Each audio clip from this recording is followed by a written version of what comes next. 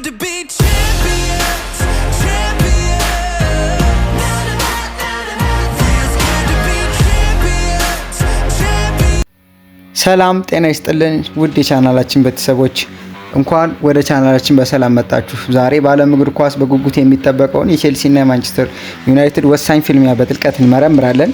ሊያም ሮሰሪ በደጋፊዎች ተቃውሞና በውጤት ማጣት ጫና ውስጥ ሆነው ኤንዞ ፈርናንዴዝን ወደ ቡድናቸው ስብስብ ውስጥ መመለስ ችለዋል። ማይክል ካሪክ ደግሞ ያለ ማጓየርና ማርቲኔዝ በስታንፎርድ ብሪጅ ያለውን አስከፊ ታሪክ ለመቀየር ምን አይነት ታክቲክ ይዞ እንደሚመጣ እናያለን። በፕሪሚየር ሊጉ ታሪክ ብዙ ጊዜ በአቻ ውጤት የተጠናቀቀው ይህ ፍልሚያ ነገ አቻ ውጤት ለሁለቱም ቡድኖች ውድቀት ይሆናል ማለት ነው። የሁለቱም አሰልጣኞችን ጋዜጣዊ መግለጫ፣ አዳዲስ የጉዳት ዜናዎች፣ የታሪክ አሃዞችና ግምታዊ አሰላለፎችን ይዘን ቀርበናል። እስከ ቪዲዮ መጨረሻ አብራችን ልትቆዩ እንጋብዛለን። ውድ አድማጮቻችን በቅድሚያ ልናነሳ የወደድነው ጉዳይ የቼልሲን ጉዳይ ሲሆን ሊያም ሮዘኒየር አሁን ላይ በከፍተኛ ጫና ውስጥ ይገኛሉ። በፕሪሚየር ሊጉ በተከታታይ 3 ጨዋታዎችን ተሸንፈዋል፣ ምንም ጎል አላስቆጠሩም። እንዲሁም ደግሞ ከአራተኛ ደረጃ በ4 ነጥብ ርቀው ይገኛሉ። ከመጋቢት ወር ጀምሮ በአውሮፓ 5 ታላላቅ ሊጎች ውስጥ እንደ ቼልሲ ብዙ ጨዋታ የተሸነፈ ቡድን የለም። በሜዳቸው ባደረጓቸው የመጨረሻ 6 ጨዋታዎች አንድ ብቻ ድል ብቻ ነው ማስመዝገብ የቻሉት፣ እሱም በስፖርት ቬይሌ ላይ ማለት ነው። ስታንፎርድ ብሪጅ እንደቀድሞ የሚያስፈራ እንዳልሆነ ያሳያል ማለት ነው። ሰማያዊዎቹ ባሳለፍናቸው 5 የሊግ ጨዋታዎች ማሸነፍ የቻሉት አንዱን ብቻ ነው። ይህ ደግሞ ደካማ አቋም በክለቡ የመጀመሪያ ውድድር ዘመን እያሳለፉ የሚገኙት በተለይ አሰልጣኝ ኤንዞ ማሬስካን ተክተው አሁን ላይ የቼልሲ አሰልጣኝ ሆነው የሚገኙት ከጥር ጀምሮ ሊያም ሮዜኒየር ላይ ከፍተኛ ጫና ፈጥሯል ማለት ነው። ቼልሲ ነገ ካላሸነፈ የቻምፒዮንስ ህልሙ በእርግጥም አደጋ ላይ ይወድቃል ማለት ነው። በሌላ በኩል ደግሞ ማንቸስተር ዩናይትድን ስንመለከት ማንቸስተር ዩናይትድ ከ24 ቀን ረፍት በኋላ ተመልሰው ሰኞ ምሽት በሊድስ በሜዳቸው ከ45 ዓመት በኋላ 2-1 ሲሸነፉ የጨዋታው መቀዛቀዝ ታይቶባቸዋል። ማይክል ካሪክ በዳኞች ላይ ከፍተኛ የሆነ ቅሬታ ቢኖራቸውም የቡድኑ እንቅስቃሴ ግን ደካማ እንደነበረ አምነዋል። አሁን ትልቅ ፈተና ይጠብቃቸዋል። በዚህ የውድድር ዘመን ለመጀመሪያ ጊዜ ተከታታይ የሊግ ሽንፈት አላስተናገዱም። ይህን ላለማድረግም ይጫወታሉ። ሌላው አሳሳቢ ጉዳይ ደግሞ ባደረጓቸው 21 ከሜዳ ውጭ ጨዋታዎች በአንዱ ብቻ ግብ ሳያስተናግዱ መውጣታቸው ነው። ይህ ማለት 20ውን ጨዋታ በሙሉ ጎል ተቆጥሮባቸዋል ማለት ነው። በቼልሲ ላይ የደርሶ መልስ ድል ማስመዝገብ ካስፈለጉ አጥቂዎቻቸው ስል መሆን አለባቸው። ቡድኑ በጉዳት እና በቅጣት ማለትም እንደ ማጓየር እና ማርቲኔዝ ያሉ ተጫዋቾችን በቅጣት ተከላካዮችን ማጣቱ እንዲሁም ደግሞ ማቲያስ ደሊትን በጉዳት ማጣቱ ለቼልሲ የማጥቃት ክፍል ከፍተኛ የሆነ እድልን ይፈጥራል ማለት ነው። የእርስ በርስ ታሪኮቻቸውን ስንመለከት ታሪክ ለቼልሲ ያደላል። በቅርብ ጊዜ ውስጥ በተለይ ደግሞ በሜዳው ቼልሲ ዩናይትድ ወደ ስታንፎርድ ብሪጅ ባደረጋቸው የመጨረሻ 12 ጉብኝቶች ውስጥ ማሸነፍ የቻለው አንዱን ብቻ ነው። ነገር ግን በቼልሲ ወቅታዊ አቋም ታሪክ ብቻውን ዋስትና ሊሆን እንደማይችል ማየት ይቻላል። ቼልሲ ከ1998 በኋላ ለመጀመሪያ ጊዜ 4 ተከታታይ ጨዋታዎች ላይ ግብ ሳያስቆጥር ሊጨርስ ይችላል ማለት ነው በነገው ጨዋታ። ወይም ደግሞ ማንቸስተር ዩናይትድ ደግሞ ነገ የሚያሸንፍ ከሆነ የቻምፒዮንስ ሊግ ስፍራ ቦታቸው መያዛቸውን ያው ለማጠናከር ይጫወታሉ ማለት ነው። ይህም ሆኖ ግን የቼልሲን የጎል ድርቅ እና የማንቸስተር ዩናይትድ የተከላካይ መስመር ማየት ወደድን። ቼልሲ ባለፉት 9 ጨዋታዎች 6ቱን ተሸንፏል። በሊግ ደግሞ ላለፉት 3 ጨዋታዎች ምንም ጎል አላስቆጠረም። ከ1998 ወዲህ ምናልባት ቅድም እንዳነሳ ነው 4ኛ ተከታታይ ጨዋታቸው ሊሆን ይችላል። ይህ ታሪክ ነገ ይደገም ይሆን? በሌላ በኩል ደግሞ ማንቸስተር ዩናይትድ ባለፉት 21 ከሜዳቸው ውጭ ባደረጓቸው ጨዋታዎች እንዲሁ አንዴ ብቻ ነው ክሊንሺት መጠበቅ የቻሉት። በተለይ ደግሞ በሰኞ ምሽቱ ጨዋታ ሊድስ ዩናይትድም እንደ ቼልሲ ሁሉ 4 ተከታታይ ጨዋታዎች ላይ ጎል ሳያስቆጥር ነበር የመጣው። ማንቸስተር ዩናይትድ ግን ምናልባት ይሄ በጣም 24 ቀን ማረፋቸው በጣም ረፍት ማብዛታቸው ወደ ረስት ወይም ደግሞ ወደ መዳከምና ወደ ምንድነው የሚባለው ቀጥተኛ ትርጉሙ ወደ መዛግ ደረጃ መድረሳቸውን ያሳይ ነበር ማለት ነው። ለዚህም ደግሞ በጣም ትልቅ መጋለጥ የሚሆነው የማቲያስ ደሊት የሃሪ ማጓየር እና የማርቲኔዝ አለመኖር ለማንቸስተር ዩናይትድ ተከላካዮች የተከላካይ ክፍል መሳሳት ምናልባት የቼልሲን የጎል ድርቅ ሊቀርፍ የሚችልበት አንዱ ቀላሉ ምክንያት ሊሆን ይችላል ማለት ነው። ከዚህም በተጨማሪ ታክቲካዊ ፊልሞችና ተጽዕኖ ፈጣሪ ተጫዋቾችን ለማንሳት ያክል በዚህ የውድድር ዘመን በደረጃ ሰንጠረዡ ከመጀመሪያዎቹ 3 ውስጥ የሚገኙትን ቡድኖች አንድም ጊዜ ማሸነፍ ቼልሲዎች አልቻሉም። ይባስ ብሎ ደግሞ በዚህ የውድድር ዘመን በሜዳቸው ግብ አስቆጥረው ሳይሸነፉ ወይም ደግሞ አሸንፈው የወጡባቸው ጨዋታዎች ቁጥር 6 ያህሉ ይሆናል ማለት ነው። ምናልባት መምራት ብቻ ሳይሆን ውጤት ይዞ መውጣትም ትልቅ ፈተና ሆኖባቸዋል ማለት ነው ቼልሲዎች።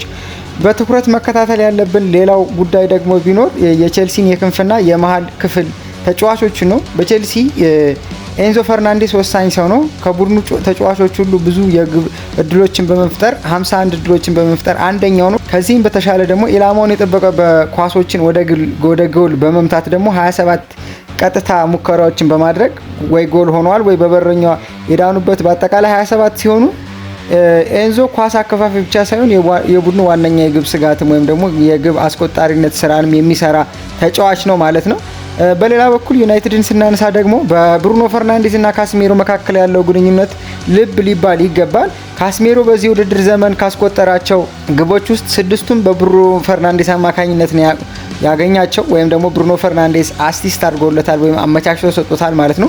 ምንም እንኳን ዩናይትድ በተከላካይ መስመር ላይ በማጓየርና በማርቲኔዝ ቅጣት ቢዳከምም በተከታታይ 14 ከሜዳ ውጪ ጨዋታዎች ላይ ጎል ማስቆጠር ችለዋል። የቼልሲ ተከላካዮች ለአንድ ሰከንድ እንኳን ዘና ካሉ ወይም ደግሞ የሚዘናጉ ከሆነ ማንቸስተር ዩናይትድ በቀላሉ ሊቀጣቸው ይችላል ማለት ነው።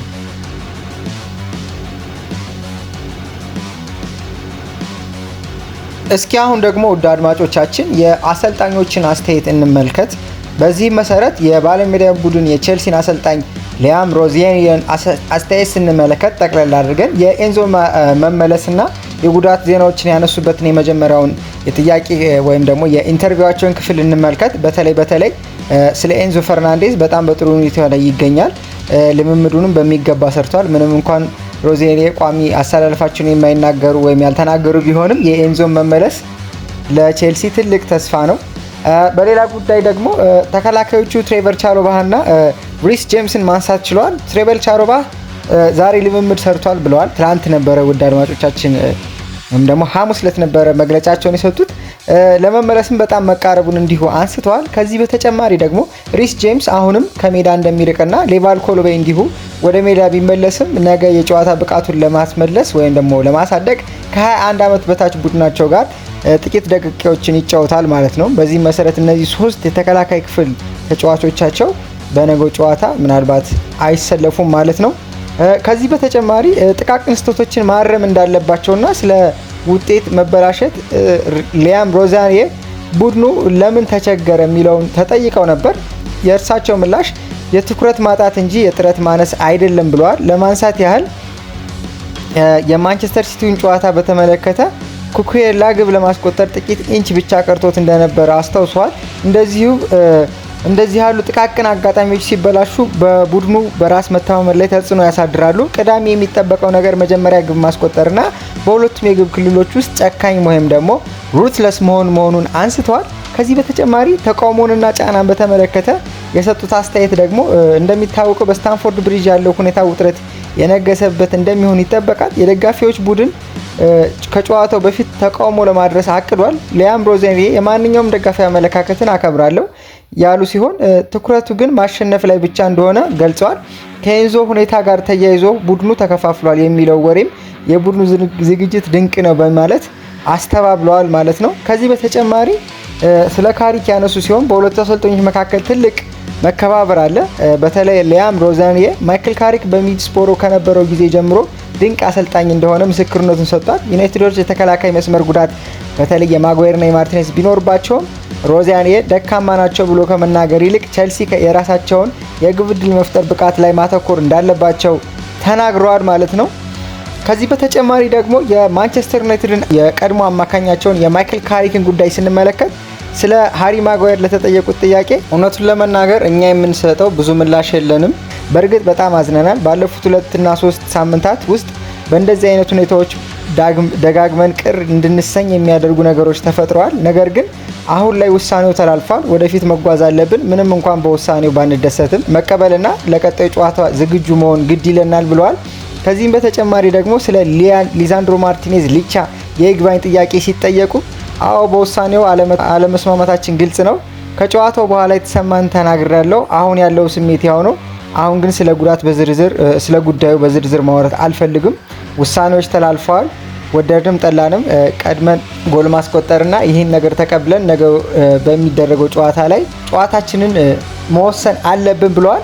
ከዚህ በተጨማሪ ስለ ኮቢ ማይኖ እና ስለ ፓትሪክ ዶርጉ የተጠየቁት ማይክል ካሪክ ፓትሪክ ገና አልጀመረም ከኛ ጋር ኦፍኮርስ ግራስ ትሬኒንግ ወይም ደግሞ የሜዳ ላይ ትሬኒንግ ጀምሯል። ነገር ግን የማገገም ሂደቱ በጥሩ ሁኔታ ላይ ነው እንጂ ለጨዋታው ብቁ አይደለም።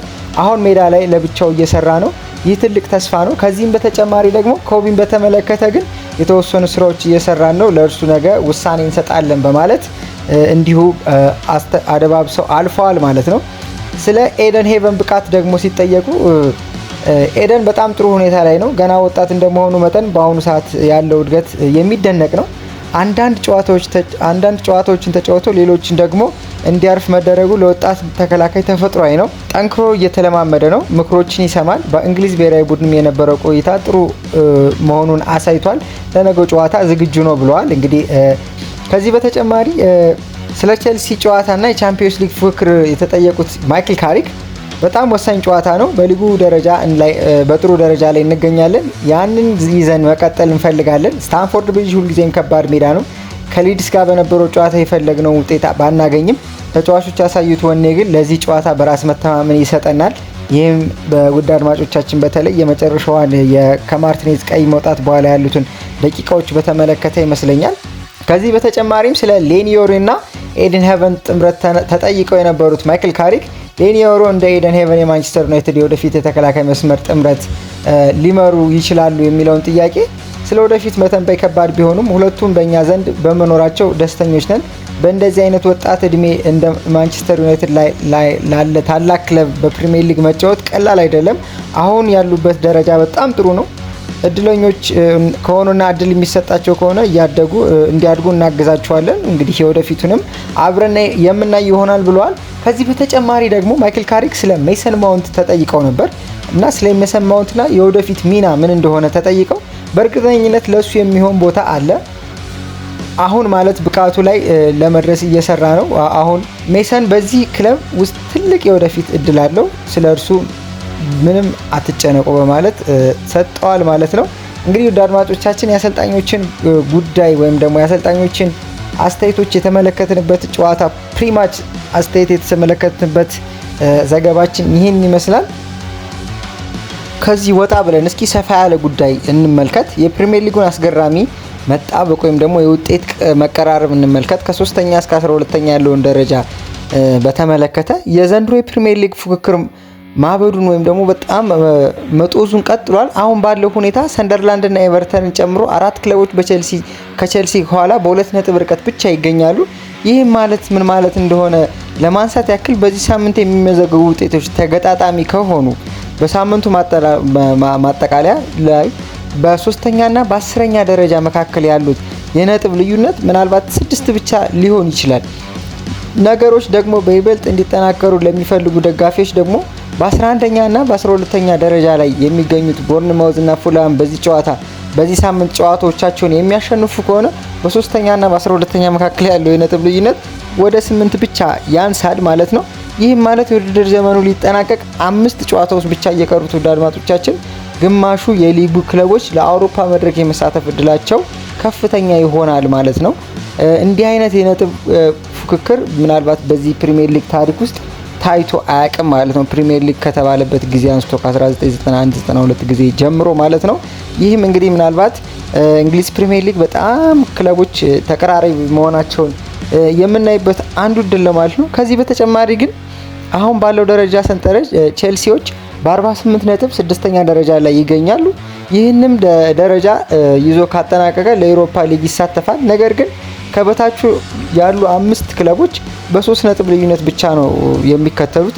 አንድ ጨዋታ ለቼልሲ እንደ ፍጻሜ ነው ማለት ነው። በሌላ በኩል ዩናይትዶች 55 ነጥቦችን በመያዝ 3ኛ ደረጃ ላይ ተቀምጠዋል። ነገ የሚያሸንፉ ከሆነ ከቼልሲ በ10 ነጥብ ርቀው በቻምፒዮንስ ሊግ ሊሳተፉ የሚችሉበትን ደረጃ ኦልሞስት ወደ ማደረጋገጥ ይደርሳሉ ማለት ነው። በዚህ መሰረት እስኪ የ3ኛውን ጀምረን እስከ 6ኛ ደረጃ ያሉትን የነጥብ ልዩነቶችና ነጥባቸውን እንመልከት። 3ኛ ደረጃ ማንቸስተር ዩናይትድ ቼልሲ በ7 ነጥብ ይበልጣል።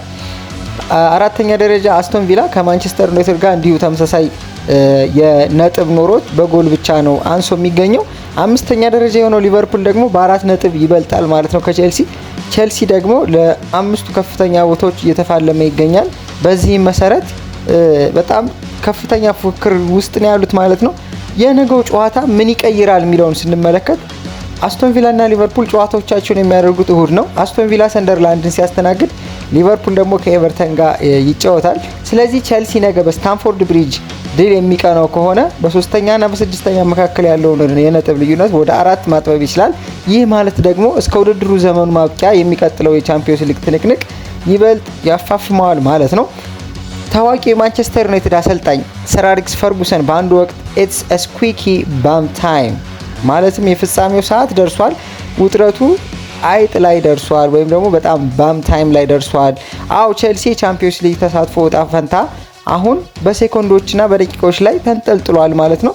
የስታንፎርድ ብሪጅን ታሪክ ስንመለከት ለማይክል ካሪክ ቡድን ነገ በጣም ከባድ ፈተና ይጠብቃቸዋል። ቼልሲ በምዕራብ ለንደን በዩናይትድ የመሸነፍ እድሉ በጣም ዝቅተኛ ነው። ካለፉት 12 ጨዋታዎች ውስጥ 6ቱን አሸንፎ በ5ቱ አቻ በመውጣት እንዲሁ አንዴ ብቻ ነው ማለት ነው ሽንፈት ያስተናገዱት። ሊያም ሮዘሪየ ከ2006 ወዲህ ለመጀመሪያ ጊዜ በስታንፎርድ ብሪጅ 3 ተከታታይ ድሎችን ለማስመዝገብ ማንቸስተር ዩናይትድ ላይ ነገ ጨዋታቸውን ያደርጋሉ ማለት ነው። በስታንፎርድ ብሪጅ ደግሞ ሌላ ነገር ታቅዷል ማለት ነው። ሊያም ሮዘሪየ ቡድናቸውን በማነቃቃት ላይ ሆነው ኤንዞ ፈርናንዴስንም ደግሞ ከነበረበት ቅጣት መልሰውት ያው ለምን እንደተቀጣ ውድ አድማጮቻችን ወደ ማድሪድ መሄድ እፈልጋለሁ ብሎ ተናግሮ እንደነበረ ይታወቃል። በዛ ምክንያት ተቀጥቶ ነበር። ከዛም በኋላ ግን አሁን ላይ ቡድናቸውን አሰፋስበው አረጋግተው ወደ ጨዋታ ለመግባት በሚያቅዱበት ሰዓት ግን የስታንፎርድ ብሪጅ የደጋፊዎች ተቃውሞ በጣም ትልቅ ዜና ነው ማለት ነው። ከጨዋታው በፊት ሌላው ትልቁ ዜና እንደሆነ ይነገራል ማለት ነው። ክለቡ በብሉኮ ባለፉት 4 ዓመታት ውስጥ ብዙም ውጤቱ ደስተኛ የሚያደርጋቸው አልሆነም ለደጋፊዎች። ቼልሲ ከሮማን አብራሞቪች ዘመን በኋላ ለመጀመሪያ ጊዜ በደረጃ ሰንጠረዡ ዝቅ ብሎ የመጨረሻ አደጋ አጋጥሞታል ማለት ነው። በዚህም ምክንያት የአሰልጣኝ ወንበር ምናልባት ጫና ላይ ናቸው ማለት ነው። እኚህ አሰልጣኝ በጥር ወር ላይ ኤንዞ ማሬስካን ተክቶ ነበር ከስትራስቡርግ የመጡት ሊያም ሮዛሪየ አሁን ከፍተኛ ትችት እየቀረበባቸው ይገኛል። አንዳንድ ደጋፊዎች ሮዛሪየን የቦርዱ ተላላኪ ወይም ፓፔት ነው የሚል አስተያየት ይሰጣሉ። ማሬስካ ከባለቤቶቹ ጋር ባለመስማማቱ ክለቡን ቢለቅም ሮዛሪየ ግን በውጤት ማጣት ምክንያት ስራውን የመልቀቅ አደጋ ተጋርጦበታል ማለት ነው። ያለፈውን ጨዋታ ደግሞ እስኪ እናንሳ ውድ አድማጮቻችን። በፕሪሚየር ሊግ የተደረገውን በኦልድ ትራፎርድ የተደረገውን ጨዋታ ስንመለከት በውድድር ዘመኑ መጀመሪያ በኦልድ ትራፎርድ በተደረገው ጨዋታ ዩናይትድ 2-1 አሸንፎ ነበር። በዛም ጨዋታ የቼልሲ ግብ ጠባቂ ሮበርት ሳንቼዝ በ5ኛው ደቂቃ ነበረ ብራያን ኢምቦሞ ላይ በፈጸመው ስህተት ከሜዳ በቀይ ካርድ የተባረረው ማለት ነው። ከዛም በኋላ ብሩኖ ፈርናንዴዝ እና ካስሜሮ ለዩናይትድ ጎሎችን አስቆጠሩ። ከዛም በኋላ ምናልባት በዚህ የውድድር ዘመንና አምናን ደግሞ በኤሮፓ ሊግ ከፍተኛ የብቃት መሻሻልና ከፍተኛ የሆነ ጠቀሜታ ለማንቸስተር ዩናይትድ እየሰጠ የሚገኘው ካስሜሮ ሲሊ በሆነ ምክንያት እሱም በሁለተኛ ቢጫ ካርድ ከግማሽ በኋላ በቀይ ካርድ ቢባረርም ትሬቨል ቻሎባ እንዲሁ ቼልሲ አንድ ጎል ቢያስቆጥርም ግን ቼልሲን ከመሸነፍ አላዳንም ነበረ ማለት ነው። በጣም የጥፋት ነጥብ የነበረው ገና በ5ኛው ደቂቃ የሮበርት ሳንቼዝ በቀይ ካርድ መውጣት ነበረ። ከዚህም በተጨማሪ ሄድ ቱ ሄድ ያላቸውን ግንኙነት በተመለከተ የጨዋታ በሁለቱ ክለቦች መካከል የሚደረገው ለ199ኛ ጊዜ ነው ማለት ነው። ማንቸስተር ዩናይትድ ጨዋታውን 81 ጊዜ አሸንፏል። ቼልሲ 56 ጊዜ አሸንፎ ሲሆን ቀሪውን ደግሞ በአቻ ውጤት ተጠናቋል ማለት ነው። በዚህም መሰረት ብዙ ጊዜ አቻ የሚጠናቀቀው ጨዋታ ነው ማለት ነው በእንግሊዝ ፕሪሚየር ሊግ ታሪክ። ብሩኖ ፈርናንዴዝ በአንድ የፕሪሚየር ሊግ ውድድር ዘመን ከፍተኛ የጎል አመቻችነት ወይም ደግሞ አሲስት ሪከርድ ለመስፈር 3 አሲስቶች ብቻ ይቀሩታል። ቅድም ማንሳት እንደቻል ነው የቼልሲን ዜና ስንመለከት ኤንዞ ፈርናንዴዝ መመለሱ በጣም ትልቅ ደስታን ፈጥሯል፣ ወይም ደግሞ ትልቅ እፎይታን ይሰጣል ለሊያም ሮዘሪየ ቡድን። በዲሲፕሊን ምክንያት ነበር ታግዶ የነበረው ይህ አርጀንቲናዊ ኮከብ ወደ ማድሪድ መሄድ እፈልጋለሁ በማለቱ ነበር ኤንዞ ቅር የተሰኙበት ኤንዞን ማለት ነው። ለነገው ጨዋታ ግን እንደሚሰለፍ ተረጋግጧል። ትሬቨር ቻሎባና ሪስ ጄምስ ቅድም ማንሳት እንደተቻለው ከፍተኛ የሆነ የመሰለፍ እድል አለው ቻሎባ። ሪስ ጀምስ ግን ምናልባት ላይሰለፍ ይችላል። የቼልሲ አሰላለፍ በተመለከተ ደግሞ 4-2-3-1 ነው። ሳንቼዝ ከበረኝነት ሲጀምር ጉስቶ፣ ፎፋና፣ ሃቶ እና ኩኩዌላ የተከላካይ ቦታን ስፍራ ይይዛሉ። ካይሴዶ እና ሳንቶስ ደግሞ ምናልባት ሳንቶስ የሚገባ ከሆነ ሁለቱ በደብል ፒቮት ሊጫወት አስቧል ማለት ነው ሊያም ሮዜሪያ። ከዚህም በተጨማሪ ኮል ፓልመር፣ ፔድሮ ኔቶ እና ፈርናንዴዝ የፊቱን ቦታ ይይዛሉ ማለት ነው ከጆዋ ፔድሮ ጀርባ ያለውን። በማንቸስተር ዩናይትድ በኩል ደግሞ እንደሚታወቀው ማቲያስ ዴሊት በጉዳት እንዲሁም ደግሞ ሊዛንድሮ ማርቲኔዝ እና ሃሪ ማጓየር ከፍተኛ የሆነ የማንቸስተር ዩናይትድን የተከላካይ ክፍል ስስ የሚያደርግ ቅጣት ውስጥ ይገኛሉ። ኮቢ ማይኑ በበኩሉ ደግሞ ለጨዋታው መድረሱ አሁንም አጠራጣሪ ነው። የማንቸስተር ዩናይትድን ግምታዊ አሰላለፍ በተመለከተ በተከላካይ መስመሩ በኩል በደረሰበት የቅጣትና የጉዳት ምክንያት አሰልጣኝ ማይክል ካሪክ ነገ በስታንፎርድ ብሪጅ የሚከተለውን አሰላለፍ ሊከተሉ ይችላሉ። አንደኛ በግብ ጠባቂ በኩል ሴኖን ላመንስ ይኖራል። ዲያጎ ዳሎት በቀኝ በኩል፣ ሌኒዮሮ እና ኤደን ሄቨን ደግሞ እንዲሁ የመሀል ስፍራ ተከላካይ፣ እንዲሁም ደግሞ በግራ በኩል ደግሞ ሉክ ሾው ሊሰለፍ ይችላል ማለት ነው። ከዚህም በተጨማሪ ካሲሜሮ እና ምናልባት ኮቢ ሜኑ የሚሰለፍ ከሆነ በአማካኝ ቦታ ይጫወታሉ ማለት ነው። ከዛ ውጭ ግን በፎልስ ናይን ብራያን ኢምቦሞን በማድረግ አማድ ዲያሎ፣ ብሩኖ ፈርናንዴዝ እና ማቲያስ ኩኒያ ከብራያን ኢምቦሞ ጀርባ የሚሰለፉ ይሆናል ማለት ነው። በጣም ልንመለከታቸው የሚገባ ተጫዋች ብሩኖ ፈርናንዴዝ አንዱ ነው። በማንቸስተር ዩናይትድ በኩል የፈጠራ ሞተር ነው። ካስሜሮ በዚህ ዓመት ካስቆጠራቸው ግቦች 6ቱን እንዲሁ ቅድም ማንሳት እንደተቻለ ነው አሲስት አድርጓል። ከዛ በተጨማሪ ግን የቴሪ ኦንሪን እና የኬቨን ድብሩይነን በፕሪሚየር ሊግ ሲዝን 20 ኳስ የማቀበል ሪከርድን ለመስበር 3 ኳሶችን አሲስት ቢያደርግ በቂው ነው። ይህንም ለማድረግ ወደ ሜዳ ይገባል። እንደሚታወሰው የሰኞ ምሽቱ ጨዋታ ላይ እሱ ራሱ ብሩኖ ፈርናንዴዝን ጨምሮ አብዛኞቹ የማንቸስተር ተጫዋቾች ደካማ አቋም ቢያሳዩ የኋላ ግን ለካሲሜሮ አሲስት ማድረግ ችሏል ማለት ነው። ዩናይትድ ከመሸነፍ ባይድንም ማለት ነው በካሲሜሮ ጎል። ከዛ በተጨማሪ ግን ኤንዞ ፈርናንዴዝ እንዲሁ በቸልሲ በኩል የሚጠበቅ ተጫዋች ነው ማለት ነው። እንዲሁ ከቅጣት ተመልሷል። ቡድኑ አሰልጣኝ ቀጠውት ነበረ። በቸልሲ ስብስብ ብዙ የግብ ዕድሎችን በመፍጠርና ሙከራዎችን በማድረግ ይታወቃል ተጫዋች።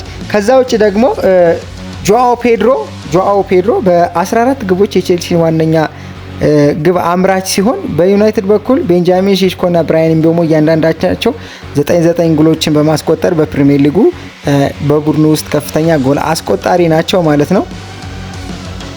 እንግዲህ ውድ አድማጮቻችን ነገ በስታንፎርድ ብሪጅ የምናየው ጨዋታ የውድድር ዘመኑን አቅጣጫ በተለይ የአውሮፓ ቻምፒዮንስ ሊግ ተሳትፎን የሚወስን ይሆናል። ቼልሲ አስከፊውን የጎል ድርቅ አገግሞ የአውሮፓ ተሳትፎን ተስፋ ያለመልም ይሆን ወይስ ማንቸስተር ዩናይትድ ሊጉን ትኬት ወይም የቻምፒዮንስ ሊጉን ትኬት በለንደን ምድር ይቆርጣል? የእናንተ ግምትና አስተያየት ምንድን ነው? ቼልሲ በታሪክ በበላይነቱን ያሸንፋል ወይስ በካስሜሮ እና ብሩኖ የሚመራው የማንቸስተር ዩናይትድ ቡድን ድል ቀንቶት ይመለሳል? ግምታችሁን ከአሁኑ በኮሜንት ላይ ማስቀመጥ ትችላላችሁ። ለቻናላችን አዲስ ከሆናችሁ ሰብስክራይብ ማድረጋችሁን እና የደወል ምልክቱን መጫን እንዳትረሱ። ቪዲዮዎችን ከወደዳችሁ ደግሞ ላይክ በማድረግ አበረታቱን። ስለምትከታተሉን ስለምታበረታቱንና አብራችሁን ስለምትቆዩ እናመሰግናለን። ነገ በጨዋታው ትንታኔ እስከምንገናኝ ድረስ ቸር ሰንብቱ። ባይ ባይ።